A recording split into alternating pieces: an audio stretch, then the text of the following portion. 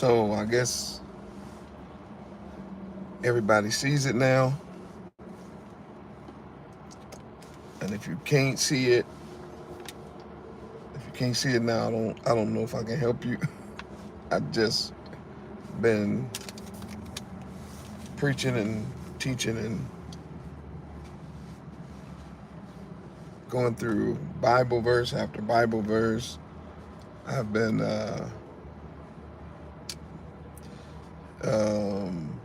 studying, making videos, hundreds and hundreds of videos, primarily focusing on the collapse of this wicked empire and the end of this beast system. And I can remember when I started preaching and the Most High woke me up to the truth and I started walking in Torah. I remember when he was giving me these prophetic lessons. And people were always saying, I mean, this is just what people do, so I get it. I'm not upset at nobody, but, you know, like, oh, there you go again, you know, with this whole doom and gloom, you know. That's how they treat me. That's how they treat the Moreh. He always talking about the end of the world and bombs and empire and all that, like, you know, the apocalypse and he just doing that for views and clickbait. I'm like, boy, y'all don't know me at all.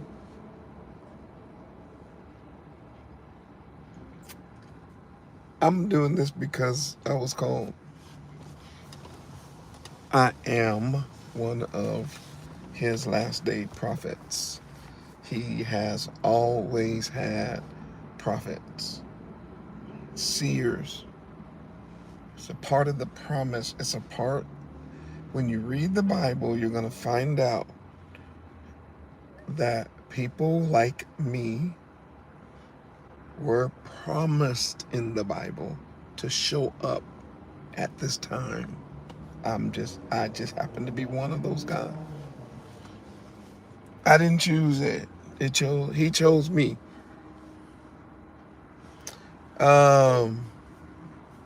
And I couldn't be disobedient to the heavenly vision. Well, I'm gonna confess to y'all something.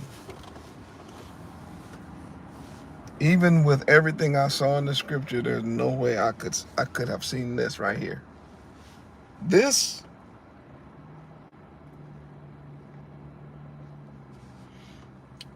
the escalation of these wars is what I'm talking about. And I could see it coming, but I didn't think that, the timing, I didn't think it would happen this fast. I'll be honest. I could see it coming, but I didn't think it would happen this fast. And the truth of the matter is, we are living, y'all better hear me, we are living in the last days. This is it. You're watching it.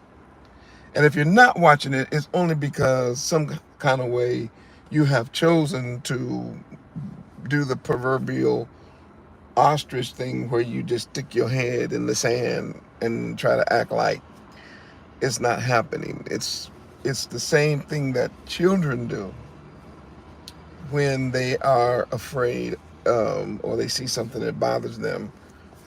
It's a natural thing for a child to close their eyes or to put their hand over their eyes. Because if they do that, in the child's mind, it shouldn't be in your mind, Zion, but in a child's mind, when they do that, if they don't see it, then it's not there. If they don't see it, then it goes away. If they don't see it, it disappears.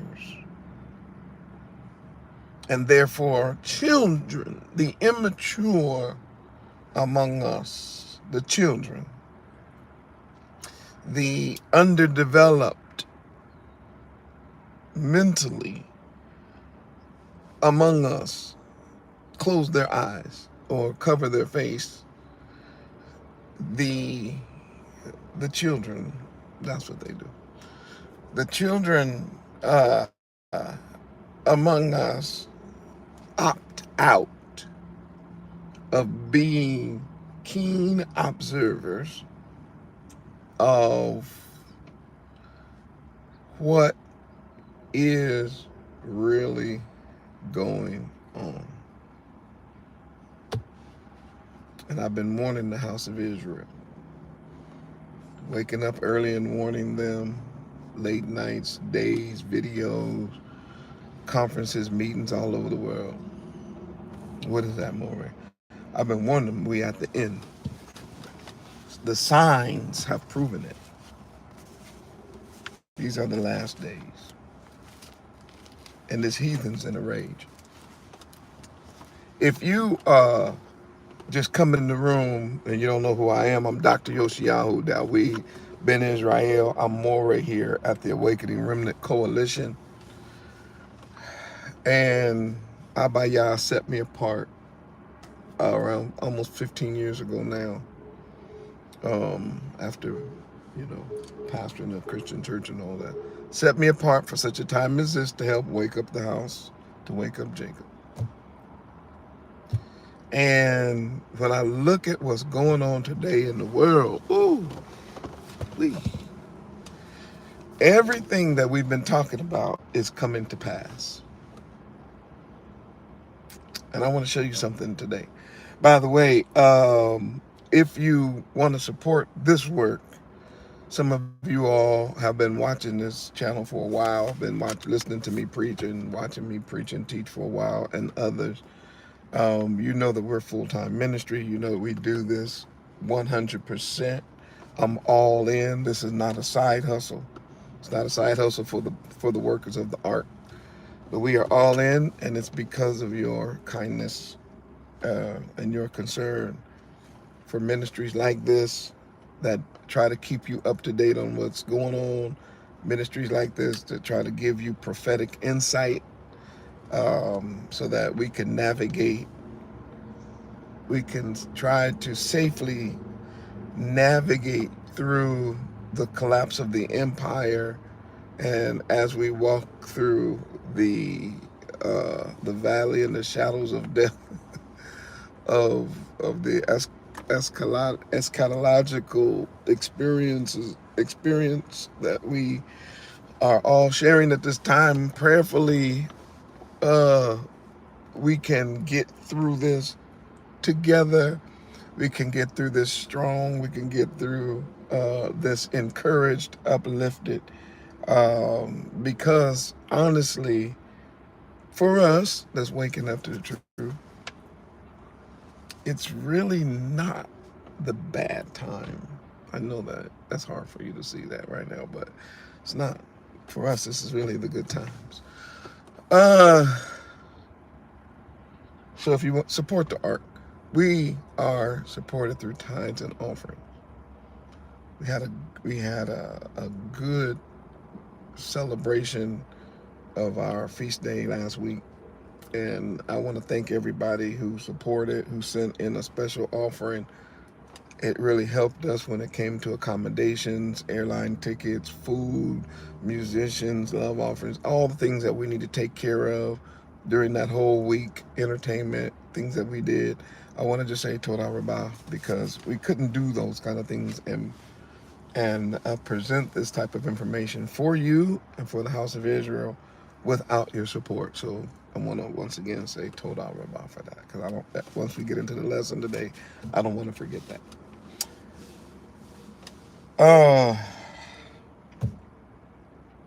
This whole world is the whole world system, which is ran by the beast. Don't forget that. Biblically speaking, the beast is what's running things. The beast, according to the Bible, collapses. It falls. The beast system is destroyed. Biblically, it is destroyed. The beast system does not uh, stand strong throughout all eternity. It falls. And the fall of the beast is the rise of the house of Israel. We've talked about that several times. Not the fake house, the true house. Not the pretenders, and not the people who claim that Israel have been done away with, but the actual bloodline descendants of Abraham, Isaac, and Jacob find their true identity and wake up. The remnant of them, they wake up to the truth, and as they wake up to the truth, they are then brought together again as a nation. That's where we are in history. But here's the thing that's getting me. Oh, by the way, can you all hear me okay? I had planned to do this outside under some shade, a shade tree, because it was such a nice day out here. But unfortunately, the wind kicked up, and there was a lot of other noise, and I forgot my chair. So I was like, oh boy, I gotta go sit in the car and do it. So can you all hear me okay? And can you see me? If you can, place a 12 in the chat for the 12 tribes of Israel. I really appreciate it. Place a 12 in the chat for the 12 tribes of Israel. Let me just look. Oh, look who's in the room. Shalom. I didn't know there was that many of y'all in the room. Shalom, shalom. I just looked up at the counter and looking over at the names rolling through. I see y'all. Shalom, shalom. Once again, welcome in the room as always. Share this live. If you can, let the people know. Yeah, the ARK is live. Dr. Yoshiyahu is going live, speaking on those things that we are seeing with our own eyes. I think I just saw a blue wrench. I didn't catch who that was, but Z and Gia. Good to see y'all in the room. And Z, we enjoyed you while you were here on the best coast. I know it was rough on you having to leave all of us and go back, and struggle over there. But I'm glad you made it back home safely. All right. You saw the thumbnail. It's getting a little warm in this car. Let me roll this one of these windows down. It might get a little louder in here. Let's see what's going on. All right, there we go. This is live. Can't do no editing. Whatever we do, it's just the way it is. Okay. The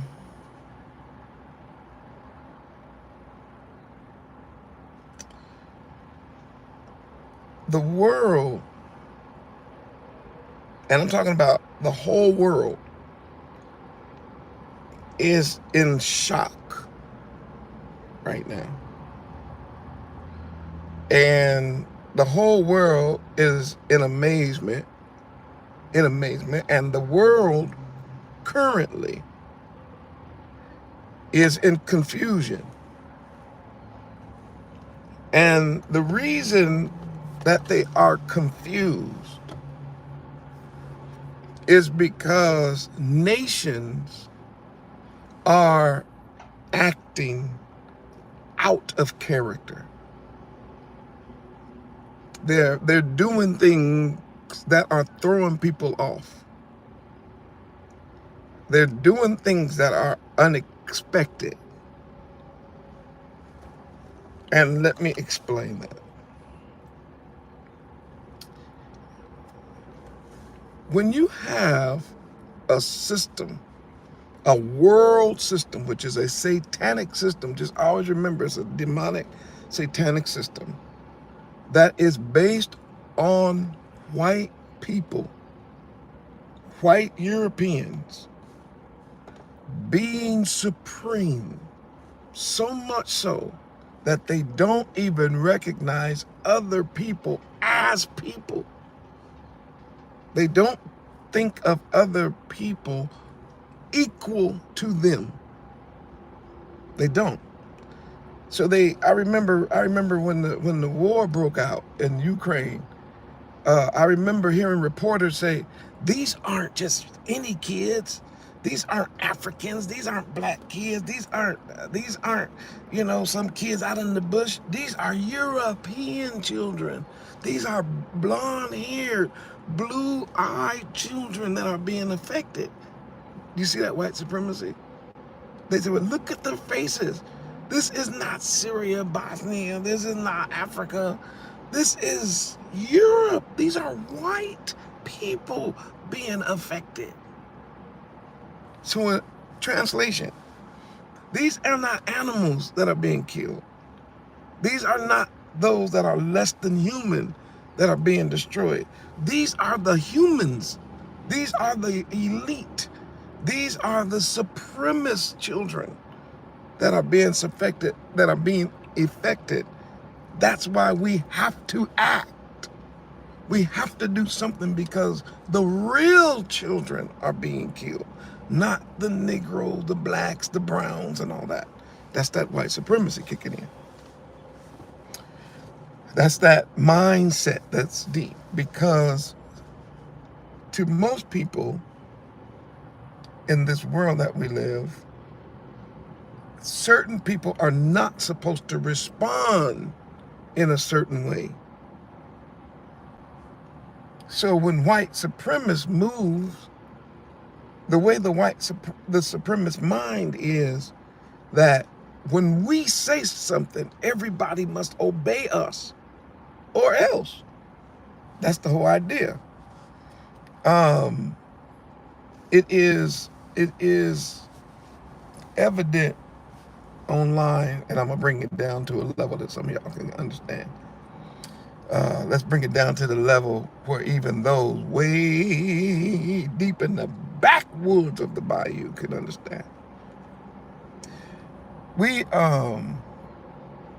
see a rise in these recordings of these so-called Karens. Most people watch that for entertainment, where some white lady, just random, will just make a statement, and then somebody will say, I don't know who you think you are, you don't talk to me like that, and then they just go crazy. I am demanding that you move your car right now, or I'm demanding you get off this lawn, or stop fishing and put it away. And hey, leave me alone. Get off this property. You know, that thing that you see that's being recorded all over the world, and now it happens so often that, you know, people have given it a title. They call it a Karen, right? And everybody knows what that is. That only happens among white supremacists. Nobody else does that. Only the people who believe they are privileged. And I don't care about their money, because money is not what gives white people the sense of superiority. It's their skin tone. And so they don't care if they grew up in a trailer house in the country, poor as poor can be. They still believe that they're better than anyone that's melanated. It's a supremacist thing. It's called white supremacy. It doesn't really exist except in their mind. So if y'all understood that very crude and low and common example of that, would you put a 1,000 in the chat, please? Just put a 1,000. Just let me know that you understood that on that low, crude, uncouth level. Let me see. Yes, you can see it. So some people have seen it. That's what that is. When you walk into a store and all of a sudden all the eyes come on you, that's white supremacy. Saying, why are you here? Are you here to steal? Are you here to rob? That's that whole thing of supremacy. So when you have operated like that for so long, anytime a person does not respond to you the way they were used to responding to you, you freak out. You freak out. That's part of the fall of the beast, is that they start freaking out over the fact that they're losing power over people. That they just can't say something and people just automatically obey what you say. You can only swing that pendulum so far. Now, of course, unfortunately, our people, the real Hebrew Israelites of the Bible that's scattered among white supremacists, we are some of the last people to wake up to this truth. And one of the reasons is because of our preachers. Our preachers and our pastors that are among us are put in place to continue to fortify the position of the white man in the mind of our people. So they advocate for everything that is beast-like, and they are against anything that's Torah. That's why we have a problem. So our people are the last people because we have Stockholm syndrome. We want to be the beast. We want to worship the beast. We want to follow the beast. We want to eat like the beast. We want to celebrate like the beast. We want to drive like the beast. We want to have the power like the beast. We want to be able to say certain things, and man, like that's Stockholm syndrome. We envy our oppressor, which is 100% against the Bible that says, envy not your oppressor, and mimic and take. Don't do none of his ways. Why? Because he's evil. He's demonic. That oppressor is somebody. Is some kind of different thing, man. But so therefore, the churches are set up, especially the black churches, are set up and funded by a lot of people, so that it keeps the so-called black man, black woman, African American or whatever, always looking to a white man to be God. That's why those are white pictures and white literature and everything. So to us, our people, unfortunately, the slumber brews, they are still in the slave mind. They are Samuel Jackson in Django.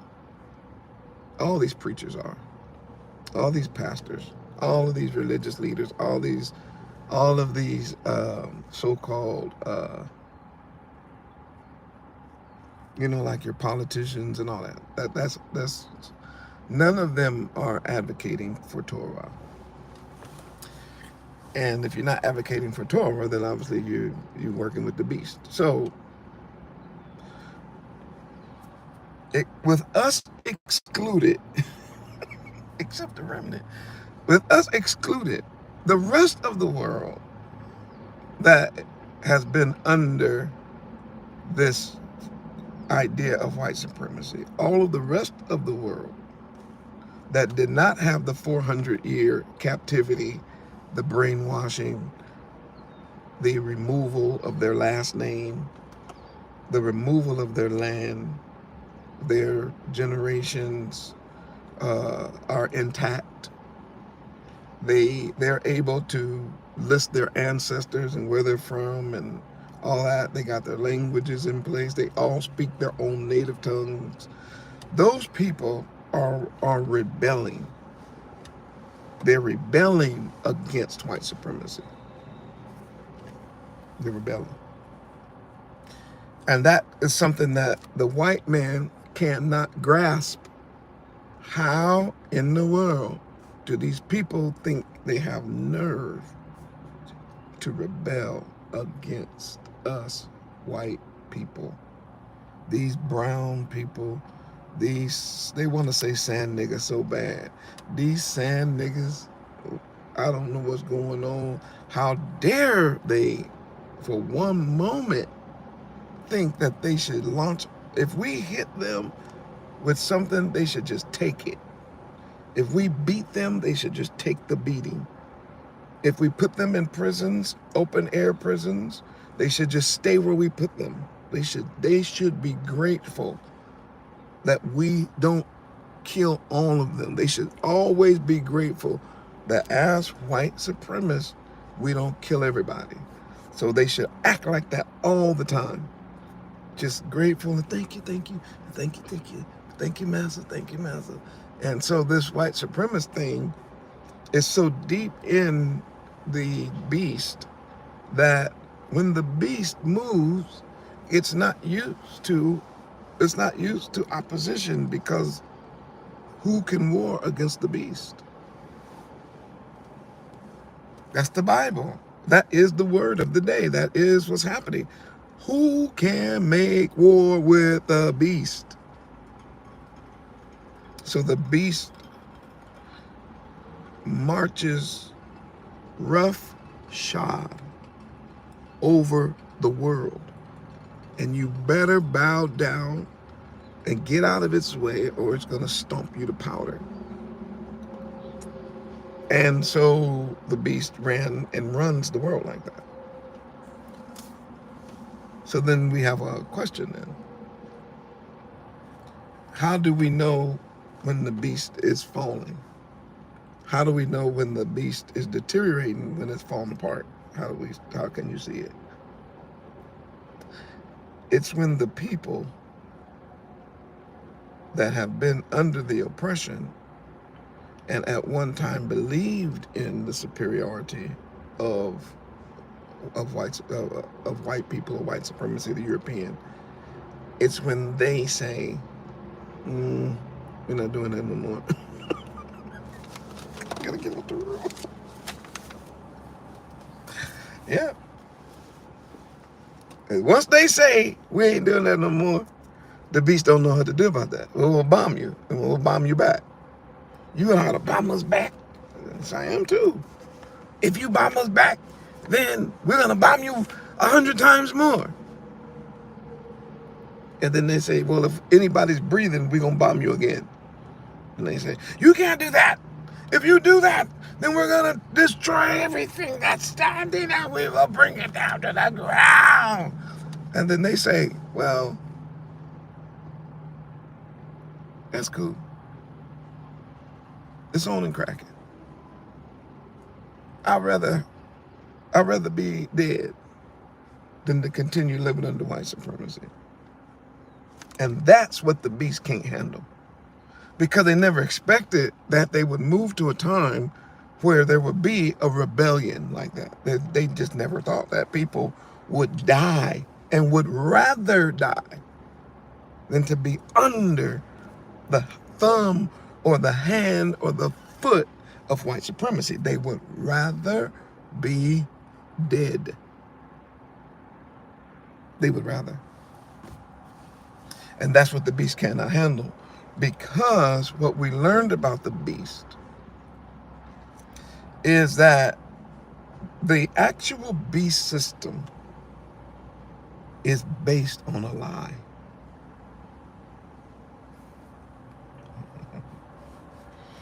The system is based on lies. So therefore, once the lies of the beast system begin to be exposed, then other people, the blinders that they had on their eyes fall off, and they no longer look at white people as supreme or white supremacy or European powers or whatever. They don't look like that no more. What ends up happening is, once the blinders fall off, they start just seeing people as people. Like, what makes you think you better than me? What makes you think that you got more power than her? Or what makes you think you ought to better tell me what to do, or how to raise my family, or how to work my job, or how to do whatever? What gives you that right? Follow the Moreh. If y'all know that the Moreh is telling what y'all love and that's the truth, put a 400,000 in the chat. Let me check.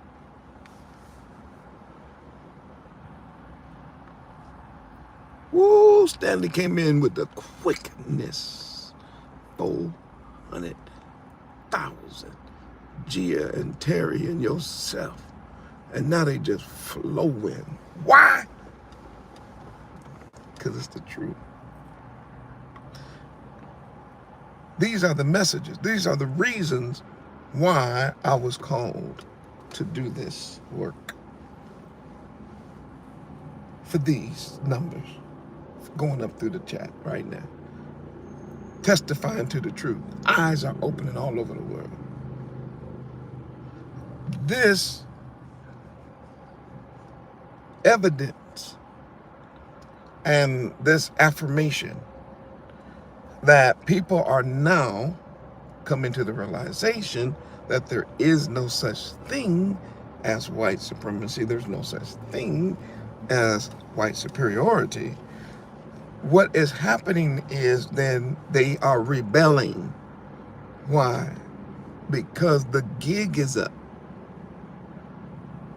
As long as the gig is in place, then you can keep going. But as soon as the curtain is pulled back and you realize that there's just some little weak, anemic somebody behind the curtain pulling levers and blowing smoke, y'all like, wait, what? So this was a lie? Yeah, it was a lie. So this is a lie too? Yeah, that's a lie. And this, yep. And this, yeah. And what happens is you start studying it so deep that you start realizing that everything was a lie. Everything is a lie. Why? Because Hasatan is a liar. He was a liar from the beginning. The very first thing he told Chawan was that she was going to be like Yah and that she wasn't going to die. He was a lie and a wonder then. He a lie and a wonder now. Chawan believed the devil, believed the serpent, believed the liar, and as a result lost her place along with Adam in the garden and had to suffer the pain we've been suffering ever since. When you study, I'm talking about even on what time is it? I'm not going to keep you guys too long. When you study history on an elementary level, excuse me, one of the things that starts to come out of the history books is that, first of all, the people who are victorious normally, I'm talking about in battle, normally write the story, right? And so therefore, if you win the battle and you then killed everybody who could write the story because you won. So you write the story. And you can say whatever you want to say because you won. You can write your own story. So the story is going to be skewed toward you. As a student of history myself, one of the things that always bothered me, it still bothers me this day, is why did the European, when he came into power, why did he have to lie so much about everything? It's so crazy to me that everything that those nations are built upon are lies. For instance, math. Maury, don't do it. Yeah, I got to. That they are the fathers of math. That they created geometry. They created trigonometry. They created physics.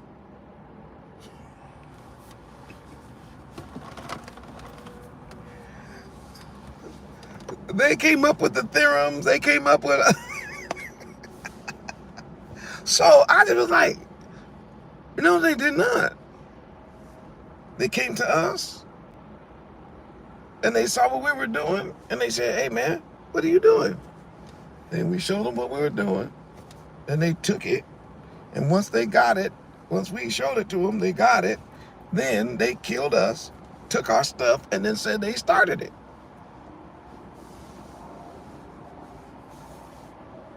When it came to architecture, the greatest architecture in the world is not European architecture. The greatest architecture in the world really came from the Israelites, us. Well, there you go. There you go. How are you going to say there I go? And Solomon built a temple and there wasn't even the sound of a hammer ringing in town. He did the math and cut the stones in the mountain. And they came down the hill perfect, according to our manuscript. Was set in place quiet. That thing was so magnificent that when he finished building it, when Gramps was done, when Grandpa finished building that building, it became one of the 7 wonders of the whole world. As a matter of fact, on the wicked and evil side, all of the so-called Masons of today, y'all have heard of them people, like people who build buildings, they do Mason work. The Masons and the buildings and the bricklayers, whether it is open societies or private societies and whatever, anything having to do with that, do you know where they go? Do you know where they go to for their root? You know where they go through for their inspiration, for their knowledge? Do you know where they go? I promise you they don't go to China. They don't go to Russia. They don't go to Poland. They don't go to France. They don't go to the Ukraine. Well, Maury, where they go? King Solomon. Nobody has seen it on that wise. Nobody's seen nothing that great. When you got people traveling from all over the world just to see Solomon and the temple that he built, they couldn't understand it. Why? Because we were so far advanced, is what I'm saying. We built barns. And don't say that was Egyptian. That was not Egyptian. We are the ones that understood preservation of wheat and how to store things and how to keep things from rotting and spoiling. That was us. You got to read the story. My uncle Joseph, what's his name was Joseph. Uncle Joseph went to Egypt and had a vision. The Pharaoh had a vision of 7 good years and 7 bad years. Y'all better read your Bible. And he said, what are we going to do? Joseph said, simple. Man, you got to build barns. During the 7 good years, man, store up the grain. And during the 7 bad years, man, then distribute it out. What's so hard about that? Find somebody to build you some barns, man, to store the grain, man, you'll be all right. You know what the Pharaoh said? He said, you already know ain't nobody like that here. What? Ain't nobody like that here. You're the only person that I trust that can do that. The Pharaoh took his signet ring that represented that he was Pharaoh and put it on Joseph's finger, my uncle. He put it on Uncle Joe's finger and said, look, this is Pharaoh. I am Pharaoh in name only at this point. This Hebrew Israelite is now Pharaoh in action. And so what happens? Watch. From that point forward, we get the building of what? Treasure cities. Places to store things, food, or whatever, any treasure. That's the beginning of the treasure cities. And the Bible says we built that stuff for Pharaoh in the book of Exodus, chapter 1. You see what I'm saying? So why people lie and say that the European came up with the best structures? We did. Europeans came up with, no, they did not. They stole everything. They stole our art. They stole plumbing from us. They stole agriculture.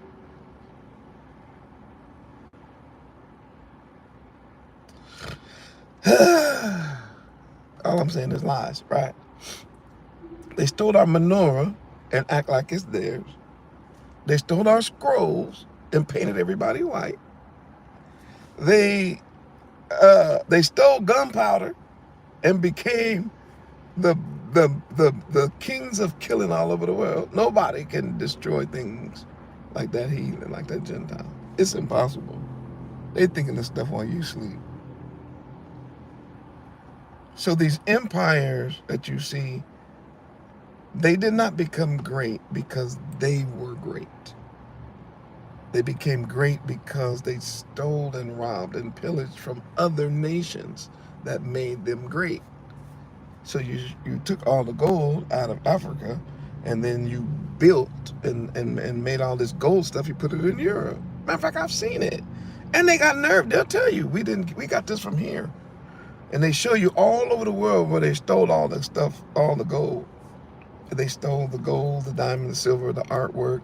They stole all the instruments. They tried to mimic everything that everybody else did. Why? Because that's not a race that is a superior race. That's a race that is well, when it comes to killing and stealing, oh my, you can't be taking stuff. So the Bible says they were given a sword. More, you going a long ways. I was looking at your subject. Okay, good. Stay with me then. They become superpowers not because of intellect. It was not intelligence. It was not education. It was not love. It was not because of a heart for humanity. It had nothing to do with kindness. They didn't do it because they were trying to spread shalom. They weren't trying to make things better for the world. They were focusing on how to take everything, colonize the place, and steal all the resources so that they could develop their own thing, at the same time subjugate everyone else, enslave them, or kill them. This is the truth. And the idea that they won't, that they don't want to teach the truth is strange, because why would you continue to preach a lie that everybody now knows is a lie? Second.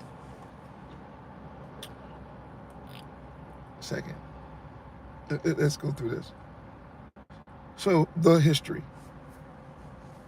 Another thing that they did, there's so many, but the one I want to bring out today is they stole religion. The religion that is the foundation for white religion is not European at all. They didn't come up with the Bible. The Bible is not a white book. It's not European.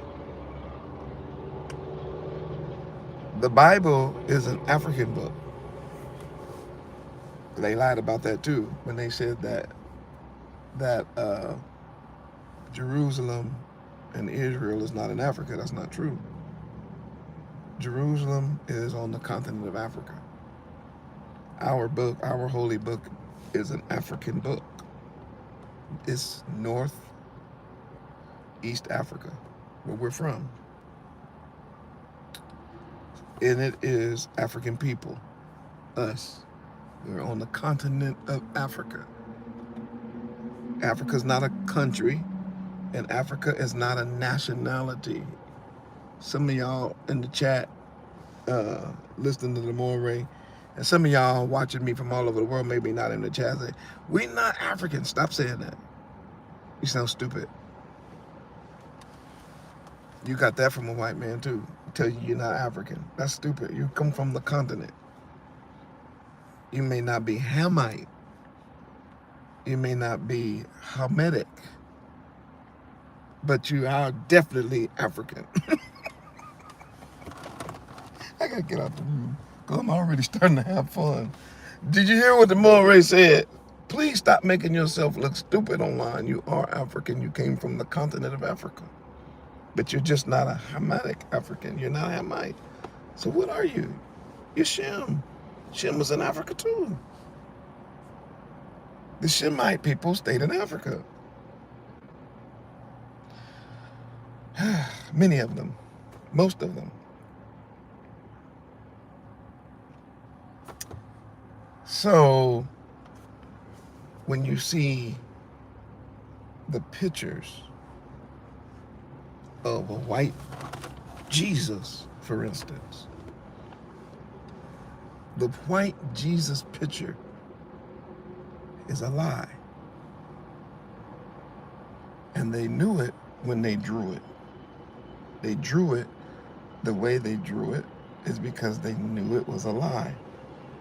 But they also knew that they could not push white supremacy and paint a black Messiah. It's simple. You ain't got to get mad at the Moreh. But they knew his hair was like lamb's wool. They knew it wasn't straight like a horse's tail or like a horse mane. You got two different animals. You got one that's got hair like a horse's mane, and you got one that's got hair like lamb's wool. They know the difference between straight and curly. You think that was an accident? No, it was a lie. They know his skin is burnt brass. The Bible say it. More than one place. So when they painted the picture white, they weren't doing it because they didn't know. They knew. They lied. They wanted to tell another story of white supremacy. So they made Yahushua, they turned him white, and they changed his name to a white European woman's name, really, white Jesus. And they took away his Hebraic name, Yahushua. That was not an accident either. That was done on purpose. Why? Because you ain't never seen no white boy walking around planet Earth named Yahushua. But you will see Europeans talking about my name is Jesus, Jesse, or, whatever they call it. You know what I'm saying? Jesus. But you don't see no Yahushua. No, that's come from us. That's Hebrew Israelite right there. That's where we get that word from. That's a lie. And they know it. They know that Sunday is not our day of worship. Matter of fact, everybody should know it. Now, I told you, Negroes excluded because the so-called Negro wants to be white. He wants to be European because he has Stockholm Syndrome. So I'm not talking about him right now. I'm not talking about that slumber brew. Because I had a slumber brew tell me that if he had to give up eating pigs, he would go to hell. He said, if eating pig will send me to hell, I'm going to hell. So I know that our people are gone mentally. The slumber brews that we deal with, they not even in this conversation I'm having. They can't get away from a pig, the nastiest animal on earth, one of the nastiest animals on earth. They can't get away from that. So the things I'm talking about right now, their brain can't even go over here. They can't let go of swine and shrimp and roaches, because that's all that is. It's a wet roach. Just like in a house, you got dry roaches that live on land, then you got wet roaches that live in the water. And they can't stop eating them. So we ain't gonna talk about that person. They are not, their brain is so far into white supremacy that they feel like they're offending their white God if they stop doing that. So let's not talk about that group. I'm now talking about people who, I'm talking about the people who are now waking up to something. And what is that? That everything that white supremacy claims to be theirs, or how something happened, we're starting to realize that it's all based on lies. Right? And everybody knows Sunday was not the biblical day of worship. It's nowhere in the Bible, so how could it be? Nobody ever said that the Shabbat was the first day of the week until a sun worshiper named Constantine came out with that. That was him. That was not the Bible. Constantine, who was a sun worshiper, said we're going to worship on Sunday. But the Bible, from Genesis to the Revelation, the Shabbat it's the same word as seven. Sheva and Shabbat never changes from the Genesis to Revelation. So in order for there to be a change, somebody has to lie. And that's how white supremacy started the Sunday morning worship. They lied and said that white God allowed them to change it. Am I back? So, So I could do this, all day, but I'm not. Then when they gave us these holidays, I told you all that. I said these feast days are not based on scripture. They're based in like white supremacy. It's white stories. It's satanic stuff. It's demonic stuff. And then we would show you pictures of all of the different Odin, and we show you that Easter actually is Oster, and that came from Astarte, which came from Astaroth, and we show you all the pictures. But people don't care because they love the lie. And then you say, look, our people told not to do that. You can't worship Astarte. You can't worship Baal, which is the celebration of Christmas. Father's Day, that's Baal. You would worship the Mother's Day, that's the Queen of Heaven, that would be Astaroth. Father's Day was Baal. We don't do that either, right? Because we don't follow pagan days. But people were told, no, this is just to honor your father. And that's a lie. Father's Day was not to honor fathers. If you want to honor your father, how about this? Anyway, keep the commandments.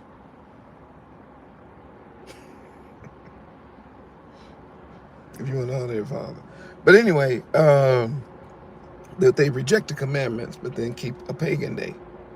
So they'll honor so-called a man, but then dishonor their maker, their creator, which is Yahuwah, our heavenly Father, who never ever told us, by the way, to have a Father's Day. All right, I gotta get out the road. I can see right now, maybe some of y'all are not. If you are rolling with the moral, do me a favor, put a 500,000. I'm about to get out. I'm gonna show you these verses that I got on, that I put in the thumbnail. Everything is based on a lie. So, of course, so-called our Messiah is not white. The Christian church is European made. Europe was made because they were able to grab resources from all over the world, but through murder and theft and killing and bombing and occupation and colonization, right? And through that colonization, they were able to rule the whole world, and they've been doing it. They divided the world up into certain pieces. Every European country got a piece of the pie, which was the earth, by the way. They got the whole earth. So they divided up India, they divided up Asia, they divided up Australia, they divided, of course, Africa has been divided. That's why you see all these these European languages in Africa. French, Dutch, English, Portuguese, whatever. You see the languages, those are all European languages. And then when you come to you go to the Americas, you see the same thing. So you see Spanish, that's Spain. That's not Mexico. There was indigenous people there. So you see Spanish and you see English and you see, so these are all European nations that dominated those places and colonized those places and basically killed the indigenous populations and then enslaved them so that they could build their empire. But watch this. The chink in the armor. Remember, it's all based on lies, right? All of this supremacy is based on lies. They actually have a doctrine called something destiny. What do they call that? If y'all remember that word, it's something destiny that they actually use to push this lie. That they believe that they were destined based on manifest. Thank you. Manifest destiny. Is how they believe in that white supremacy, that they were supposed to subdue everyone, and conquer and kill and murder and all that. Woo, my mind. I gotta stay on top. I gotta stay on subject. But I was just thinking about, like, it was so terrible that they had us cheering for the occupier and the murderers and those trying to steal other people's property, and they had us hating the natives that were already here living. It's called cowboys and Indians. Well, and then most of us got Indian in us. But that white supremacy is so deep inside of us, and that Stockholm syndrome, they had us cheering for the white man as he was killing our own people, shooting us down by the thousands, and we were cheering for them to do it. Stockholm syndrome. Even the word cowboy is a lie. There's no such thing as no white cowboys.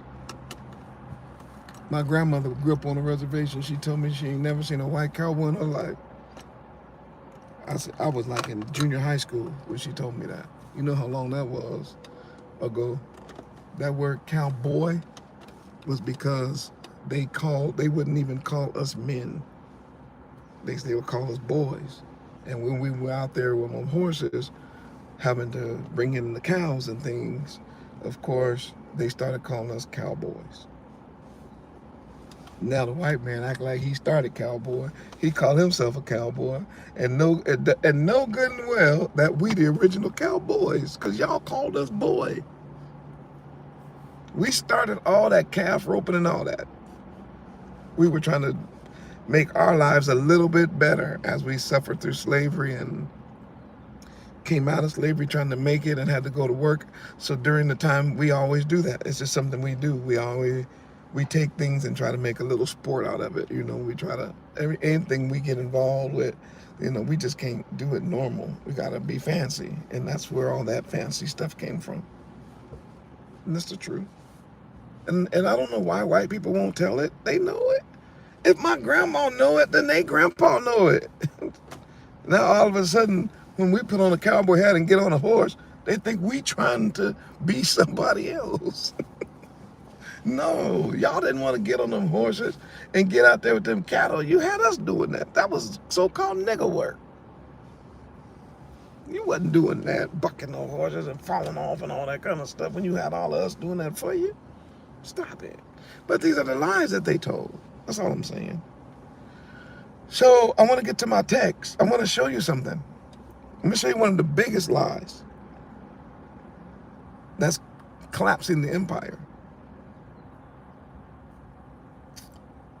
One of the biggest lies that's collapsing the empire is us.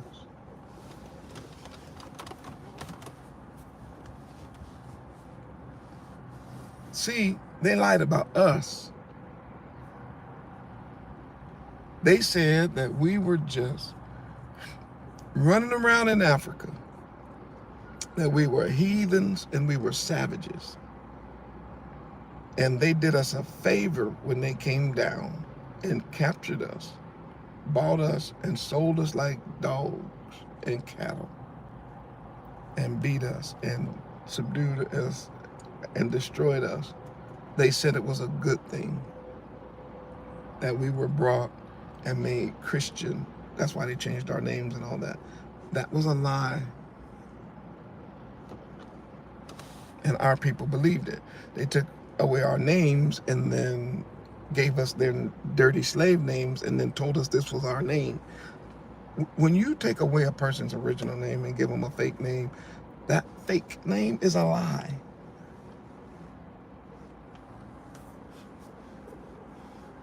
We found out that the real slave records, our names were all Bible names. 90-something% of every name that was on them slave ledgers could be found in the Holy Bible.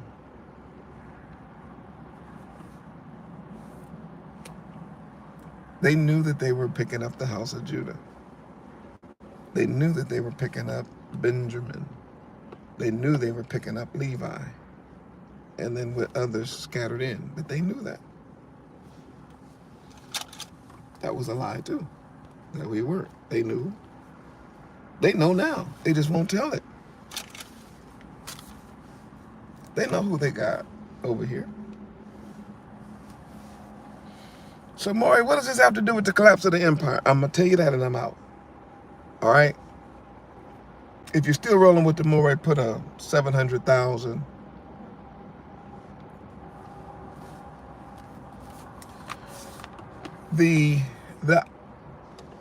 Oh, okay. Hallelujah. And told our Bob for them 700,000. So they told their people that we were just some dumb, ignorant, wild animals, less than human, coming out of Africa, captured, that they could civilize and somehow put into a workforce that would make them money, and at the same time would be the salvation of our souls. So they thought they were doing what they call the Lord's work, which is all a lie. And they said that they had the manifest destiny and that they had replaced the Israelites, the true biblical Israelites, in the blessings of the Bible. And therefore, that's why they justify slavery, which was a lie. They never picked up one slave, but they did pick up some doctors. They never picked up one slave, but they did pick up some lawyers. They did capture some scientists. They didn't get not one slave. They picked up some fathers that were taking care of their family. They picked up some wives, and they captured some daughters. And these wicked heathens would take our daughters, not little slave girls. They were not slaves. They were our daughters. And they would make them whores and make them go into their rooms at 7, 8, 9 years old on those ships. Horrifying, sickening demons. They didn't just pick up one slave. They picked up prophets, preachers, teachers. They picked up and had on those slaves, as I mentioned, they had people that were schooled in science, in architecture, in art, artists, artificers, how do you say that? Those that work in metal, that knew how to work in all manners of metal, whether it was brass, iron, copper, gold, or silver. These are the people they picked up. They picked up the royal house of Yehuda. They picked up Benjamin. They picked up, primarily in that group, was Levi. And the house of Israel was put in those slave ships. That's the truth. And they knew it. The place that they picked them up from was the kingdom of Wahida, which is Yehuda, and Benin, which is Benjamin, which is Benjamin, for those who speak English. And of course, other countries in there too. And they enslaved the house of Yah because we were in disobedience to the Most High Yah. Now, did the Most High plan for them to treat us that bad? No. Yes, the captivity was planned, but not what they did to us in captivity. They furthered the affliction. They were only supposed to have us in captivity until we learned our lesson about turning our back on our Elohim. So we were supposed to just experience what it would felt about how it would feel to be taken away from our land. But all that raping, and pillaging and beating half to death and starving and kicking and knocking all our teeth out and shoving food down our throats and swinging us from trees and tearing us apart by wild animals and setting us on fire during the 4th of July, and then all those torture things that they did to us, those iron things that they were sticking in our throat and the masks so that we wouldn't talk, and then making and stepping on our back so they wouldn't get their shoes dirty, make us lay down in front of them and carry them, all that stuff that they did, they furthered the affliction. That's the script. That's the truth. And that furthering of the affliction of the house of Yehudah and the house of Israel, the true house, the furthering of the affliction is what's bringing the judgment of Yah on the beast.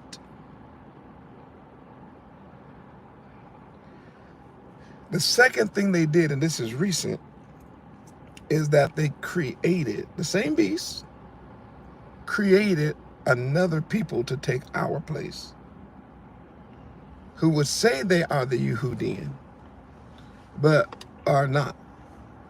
They would say that they would be us, and that they wouldn't really be us, right? And they would fool the whole world. Matter of fact, the world would believe it at one point, that these people are the biblical descendants of Abraham, Isaac, and Jacob. Why? Because everything has been painted white. So now you see white people coming into our holy land. These are obviously Gentiles, but because all of the literature and everything has been whitewashed, everybody now sees these white people come into our land, and they start believing that these white people are black people that turned white. Let me get out of here.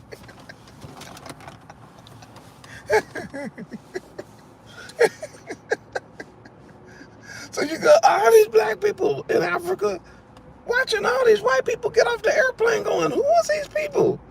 And they will say, hey, we the original people from here. So y'all was born here. Yes, our ancestors. Who? Abraham. Black Abraham? Is your grandpappy? Black Isaac? Black Jacob? Black Judah? Black Reuben? Black Simeon? Black Levi? Black Issachar? Black Naphtali? That's your grandpa? Yes, that's our grandpa. Black David with black locks of hair, dreadlocks, black Solomon, black Absalom, whose hair was so heavy they had to wear it each year. These are the people that black Moses. Moses was from the blackest tribe we got. What are you talking about? This is and they had the world believe in it for a long time. Like, these white people are white supremacists. So they made the people think that we're God's chosen people. Who? White people. Red hair, white skin, no trace of the blood of Abraham, Isaac, or Jacob. Matter of fact, they made it illegal to even do a blood test. They made it illegal, y'all, to do a DNA test. They said, man, why is it illegal? See, when you lie, you got to cover. That's something else about lies. When you lie about something, you have to constantly cover, constantly cover, constantly cover. When you tell the truth, you don't have to do that. Just so the truth is, we the people. Okay, prove it through your DNA test. All right, everybody here, take the test. Prove the world that that your blood come down from Abraham, Isaac, and Jacob. That's been a simple fix, but they know better. They're like, oh, no, we're not doing that. Matter of fact, if you do it, it's against the law.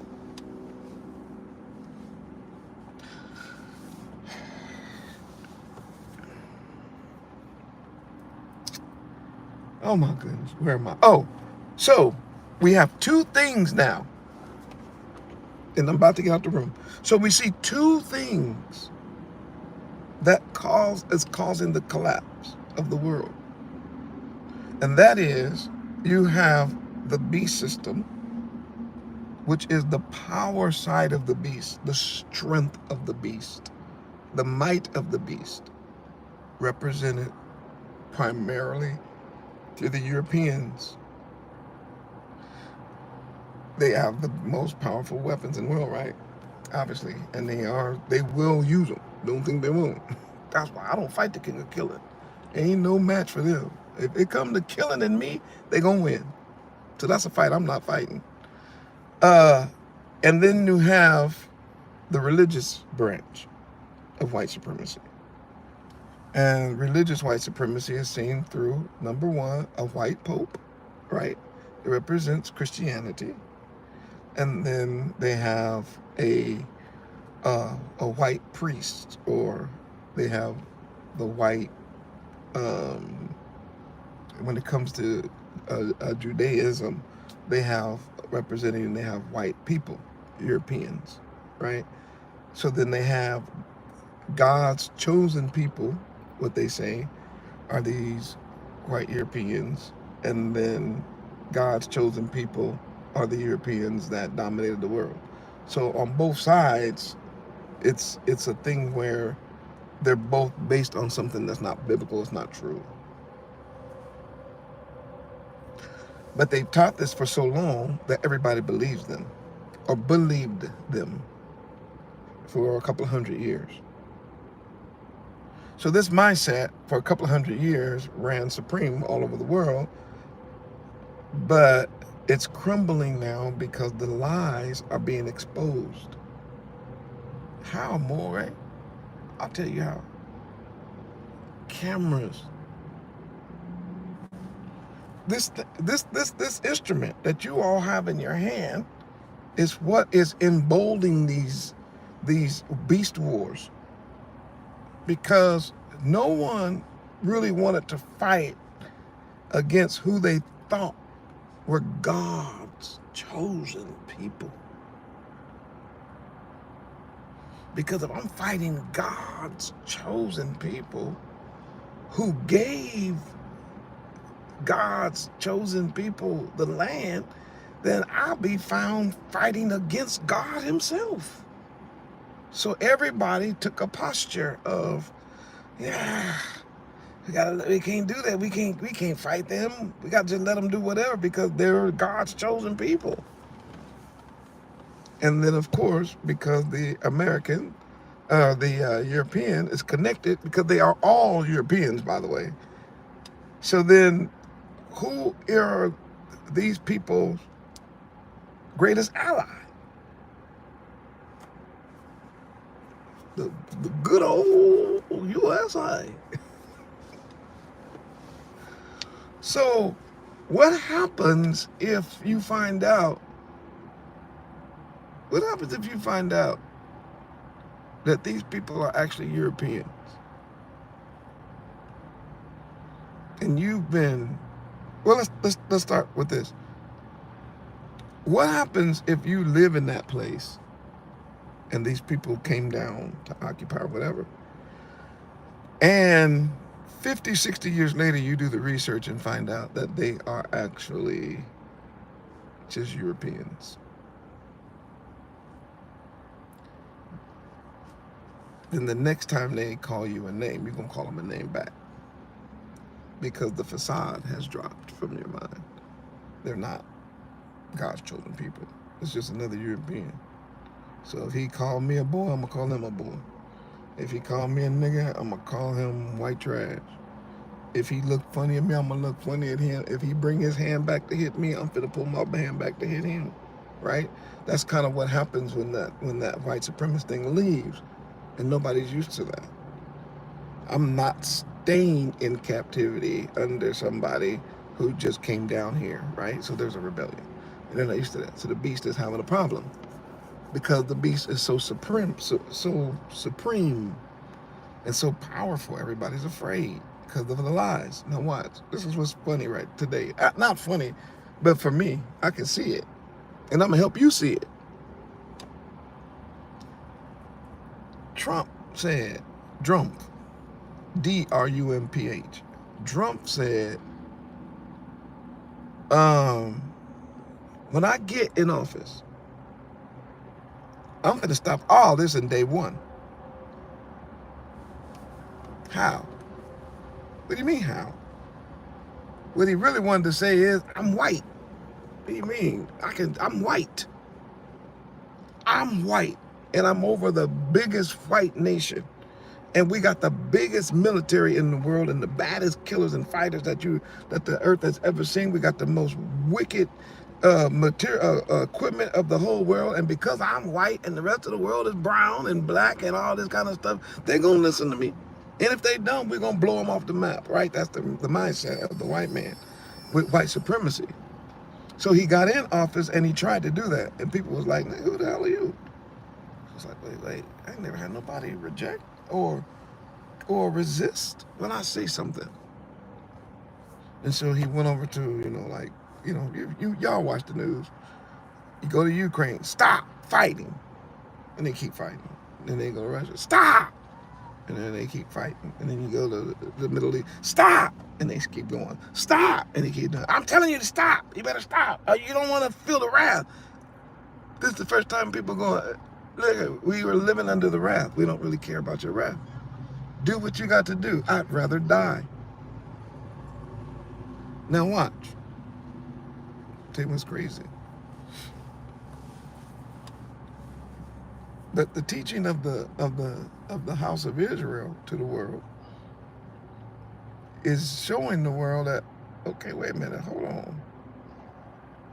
What if we are just fighting for other Europeans that are not actually the bloodline descendants and the chosen people of the Bible? Then are we just fighting and losing our lives for somebody else? And this is the first time that the so-called European is having second thoughts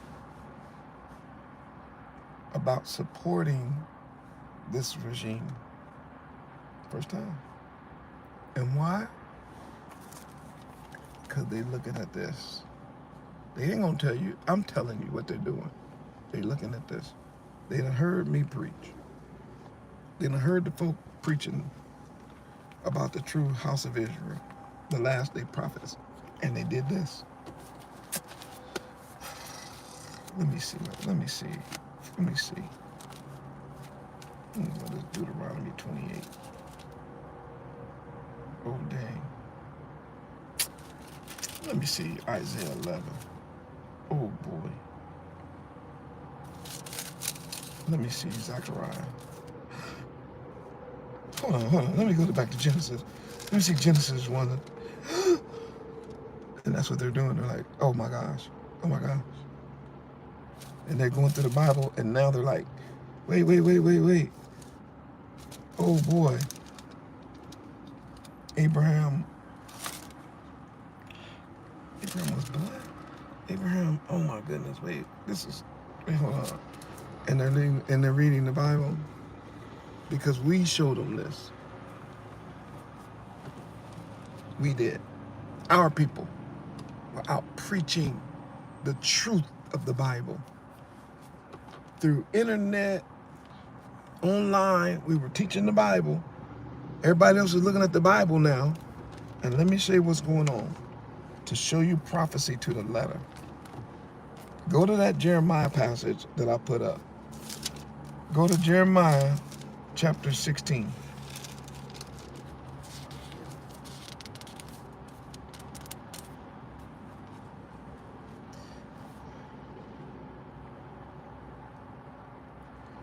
It says, Jeremiah chapter 16, verse 19 is a very interesting passage. I'm not going to have time to go through the whole thing because I didn't know I was in the room this long. But I'll tell you what I'll do. I'll do a follow-up on it tomorrow if I can. Jeremiah chapter 16, verse 19 says, "O Yahuwah." That's another thing white folk done found out, that the heathen covered the name of our Elohim. So now they're trying to figure that out too. Why would you cover the name of Yahuwah? But that's another thing for another time. O Yahuwah, my strength and my fortress and my refuge in the day of affliction. Watch this next part. The Gentiles shall come unto thee, that's Yah, from the ends of the earth, the exact same places that we are scattered to based on Deuteronomy, based on Isaiah, Jeremiah, based on, based on our prophets, this world, end of the earth, they're coming from the places that we are. They're coming from the places where we have been scattered to. So all of the places that we went into captivity, all of the European nations, all of the Americas and the West, everywhere we were taken into captivity is called the four corners of the earth, the ends of the earth. So one of the prophecies about this is here. One of the prophecies about this is the Gentiles shall come unto Yah from the ends of the earth, and this is what they're going to say. Surely our fathers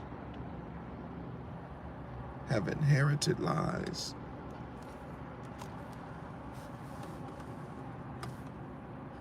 You're like, oh my gosh. It's prophecy. The Gentiles are starting to wake up to the lies.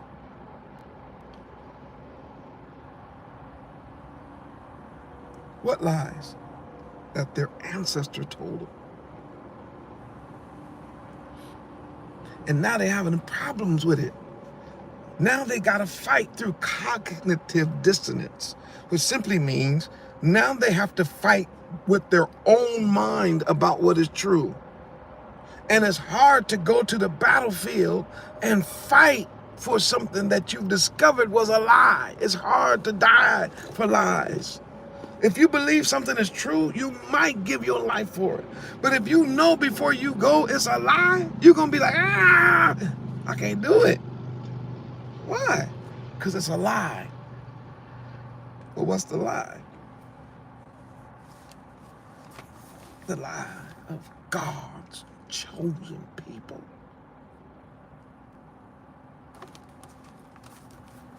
They're not powerless against their enemies. They weren't put into captivity 400 years.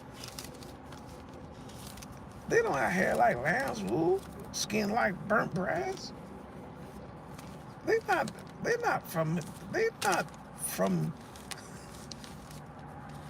don't follow the Messiah. They are not the people. I mean, there's no peace. The Bible says when we get back in the land, ain't gonna be no more war. People are starting to read. Okay, well, since the Europeans came in the land, it ain't been nothing but war. So they're reading. So now it's difficult. It's difficult because Jeremiah said that they're gonna, in the last day, you see it says, my reference, in the day of affliction, which I'm over time. So we're gonna start it right here on our next video. But did you see this part where it says, in the day of affliction? It's an interesting word in the King James, the way they translated that word out of the Hebrew is a very interesting way of looking at it, because the day of affliction does not really it doesn't portray or doesn't accurately give you the picture Jeremiah is painting. The word really there of the day of affliction is really the day when the judgment of Yah comes upon the Gentiles. It's the day of the falling of the beast. It's the day of the collapse of the captors. It's the day of the collapse of colonialism. It's the day of the fall of the beast. Remember, when Jeremiah is writing, he's writing about Babylon. Babylon at this time is the world empire, and Babylon is going to collapse. Babylon is the world, and Babylon is going to fall. It's going to be destroyed. And so what he was talking in his day was Babylon, this great world is under the power of Babylon, but Babylon is based on lies. So Babylon is going to fall. But because our people will spread through Babylon, there will be some people that will hear the truth because they will have spoken to us who've been in Babylon, who recognize our truth. So when we take them the truth of Torah while in Babylon, some of them start listening to us and they start saying things like, wait a minute, wait. So you mean our father lied? It's like, yeah, your daddy's a liar.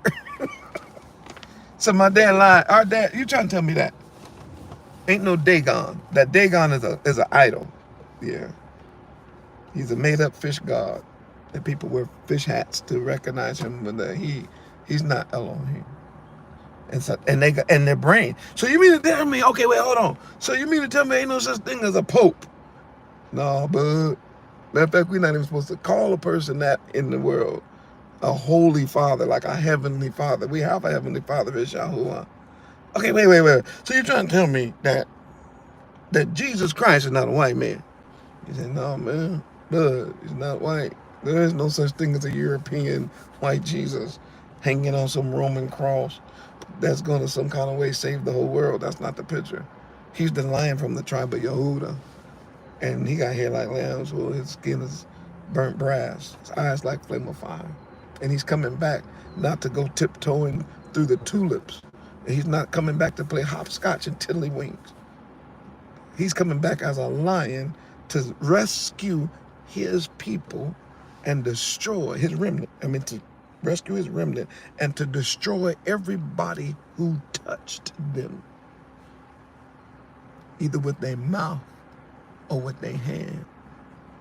If you touched the apple of his eye when he come back, he's killing you. That is what the Bible is about. And then they start panicking. Then what can we do? I'm talking about the Gentiles. So what we're going to do? We was taught this. And then what we tell them is, you better fall on your face. That's what you better do. You better repent. You better give reparation. You better give your whole life to the house of Israel. You better start giving alms. You better start begging Abayah to wipe your slate clean. And you beg him if you can, if you will. That's what you got to do. And so Jeremiah prophesies this day. He prophesies this day. We're living right now. What is this? What? He said that the Gentiles shall come from the end of the earth and say, it's not funny, but they say, yeah, don't kill me.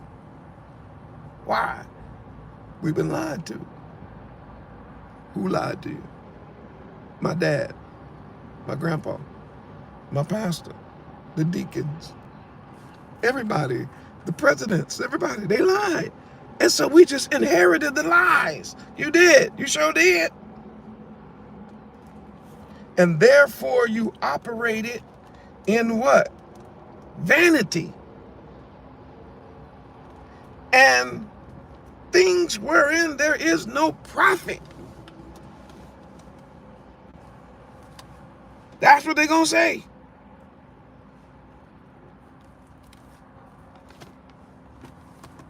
And that's what they're saying. And I heard Trump, because I know they got to watch the Moreh, right? So everybody watches me. Everybody knows who I am by now, right? And so it's all over the world, even though YouTube don't promote the videos. Y'all can do it, share the videos. They done got these messages to them, man. They done looking at it and said, man, first of all, man, don't shut him down right now. Let's keep the Moreh on. I got to see what he going to say. So I'm teaching this truth, right? And then Trump say, well, he said, man, what you gonna do about this war, Trump? He said, well, sometimes you just gotta let them fight it out. Let me get out of here. I gotta go. Y'all, we gonna have a nice day. We gonna have a nice day. Oh boy, y'all enjoy your day today. I said, Trump said, well, sometimes, you know, you just gotta let them fight it out. Y'all, I laughed till I cried. They said, I ain't never heard nobody say that, man. You supposed to be like, we're going out here to do this and that. But he was like, well, sometimes you just gotta let them fight it out. What you gonna do about the states? Stay over there fighting such and such and such. He said, well, sometimes you just gotta let them fight. What you gonna do about Ukraine and Europe? He said, well, you know, I tried to make a deal. I wish they would make a deal, but okay, if they don't, let them fight it out. You know what that sound like to me? That sound like a man that done found the truth.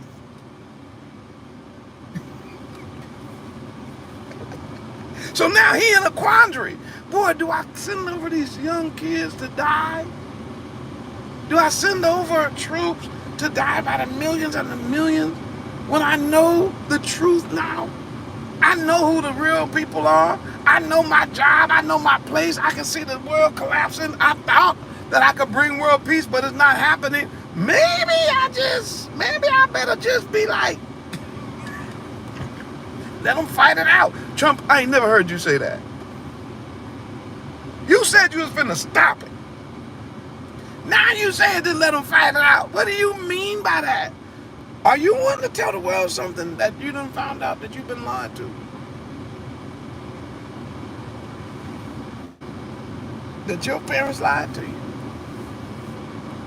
That the whole world been lying? All these preachers been lying? All these pastors been lying? And now you find yourself caught in a quandary. What do I do?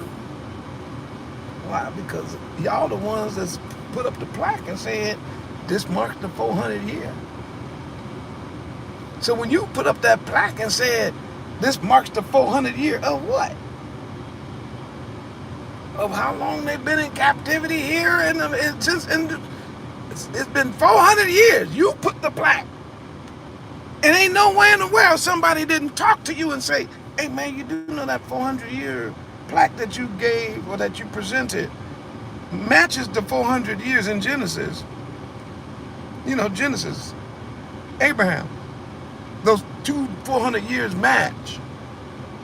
And ain't no way he didn't look at that and go, oh boy, wait, what? What did I just do?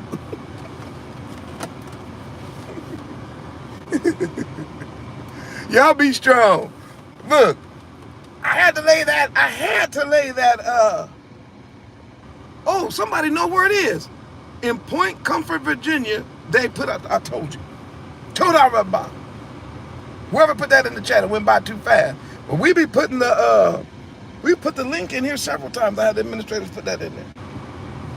Look, somebody know the truth now.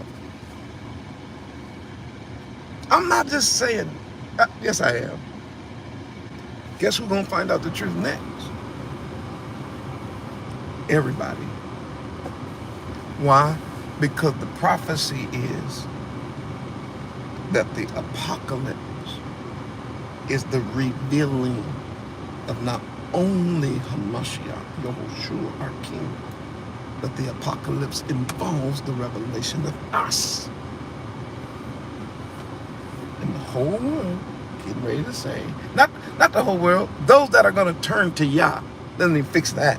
Because you heathen think you're going to get in on somebody else. So let me stop that right now. Let me fix that.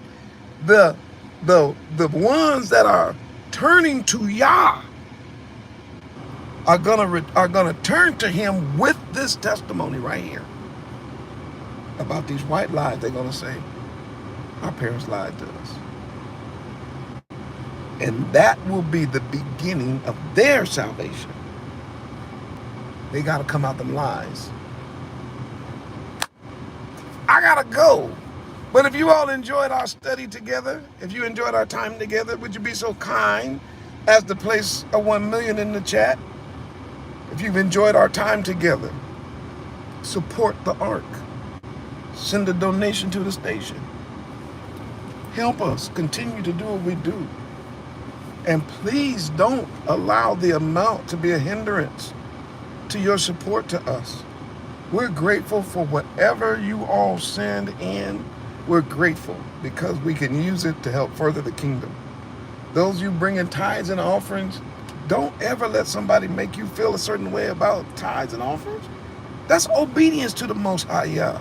Again, we were lied to about the tithe and the offering, so that we started looking at it as negative. And the tithes and the offerings is probably one of the most positive things we can do for the kingdom. That's the first step in returning to Yah, according to Malachi. So support the work. Once again, just imagine if everybody who watched these videos would just send in some support. Wow. We would be able to accomplish all the things that we've ever even thought about doing. So thank you for your support. And just remember this, that all of the truth is coming out now. I started talking about that cell phone, but I'll get into that in the next lesson. Ooh, them cameras ain't no joke. They telling the truth. I gotta go. One love, Zion. And until next time, keep looking up. Don't let this stuff disturb you. Why? Because our redemption is drawing nigh. That heathen about to confess. And I'm gonna be, I may be here to hear it. But I gotta go. Shalom, shalom, shalom, shalom.